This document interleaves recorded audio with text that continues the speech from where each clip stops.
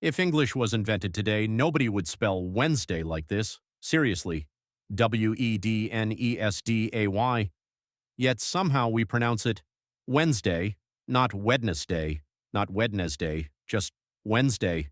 And Wednesday isn't even close to being the weirdest word in English. Take the word knife. Why is there a K? Nobody says knife. The K is completely silent.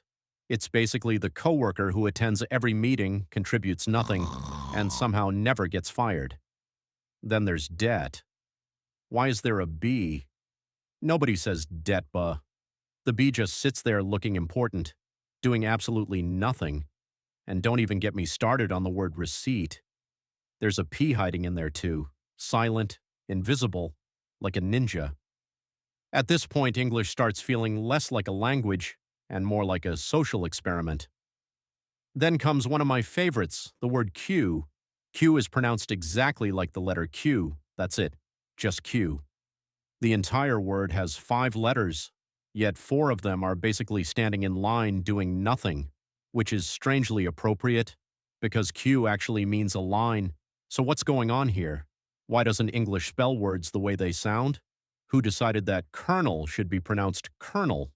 Why is island pronounced without the S? And why does learning English sometimes feel like solving puzzles designed by a very bored wizard? The answer starts over 1,500 years ago, because English wasn't designed, it evolved, and whenever something evolves for a long time, it gets messy, very messy. Imagine language as a giant buffet. Most languages cook their own food. English walks in, grabs the biggest plate it can find, and says, "I'll take some of everything." French will take that. Latin, absolutely. Greek, why not? German, sure. Arabic? Bring it over. Hindi? Welcome aboard. For centuries, English borrowed words from almost everywhere. But here's the important part. English didn't just borrow the meanings, it borrowed the spellings too. Take the word restaurant. That's originally French. And English basically looked at it and said, "Looks complicated, we'll keep it anyway." The same thing happened thousands of times. English became a giant collection of words from different countries, different histories, different spelling systems, different pronunciation rules. Imagine trying to build one car using parts from 10 different manufacturers. Some parts are German, some are French, some are Japanese, some are Italian. Now imagine trying to make all those parts fit together perfectly. Good luck, that's basically English. But borrowing words is only half the story, because something even stranger happened next.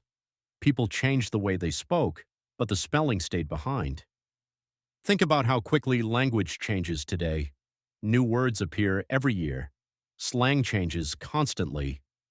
Now imagine that process happening for 1,000 years. The English spoken 1,000 years ago sounded completely different. In fact, if you met an English speaker from the year 1000, you'd probably understand almost nothing they said. Over time, pronunciation kept changing. Sounds became simpler. Certain letters stopped being pronounced. Entire syllables disappeared. But the spellings often remained frozen in time. It's like an old photograph. The picture stays the same, even when the people in it grow older. That's exactly what happened to many English words. Take knife. Believe it or not, the K wasn't always silent.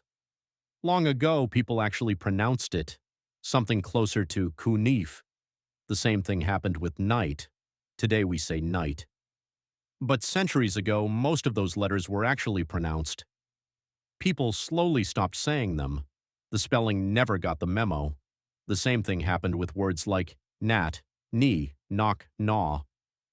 All those silent letters weren't originally silent.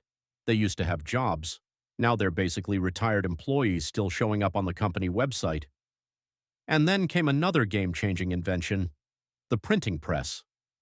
Before printing presses, spelling was a bit like the Wild West. People often spelled words however they wanted. There wasn't always one correct version. Then books became common.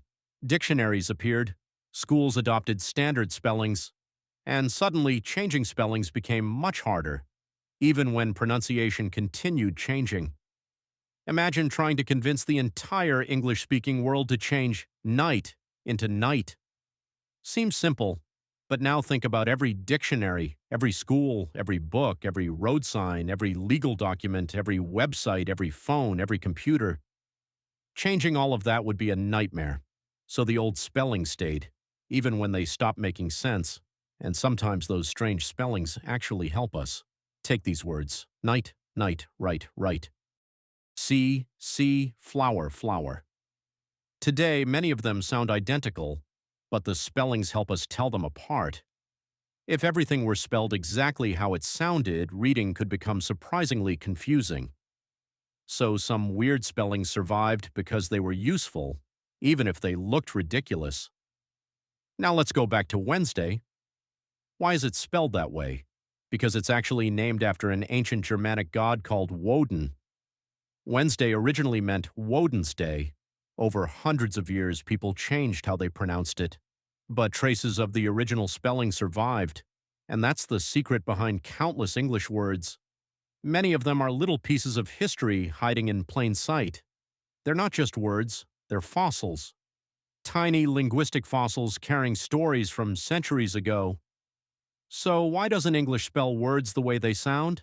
Because English is part language and part museum. It's a collection of words borrowed from different cultures, shaped by centuries of change, frozen by dictionaries and printing presses, and filled with historical leftovers that nobody ever bothered to remove. Is it logical? Not always. Is it efficient? Definitely not. But it is fascinating. And the next time you see a silent letter doing absolutely nothing, remember this. It probably had a purpose hundreds of years ago. Nobody told it the job was over. And somehow, it's still collecting a paycheck. If you enjoyed this video, subscribe to Vocab Sense for more fascinating stories behind the English language. And tell me in the comments, which English word makes the least sense to you?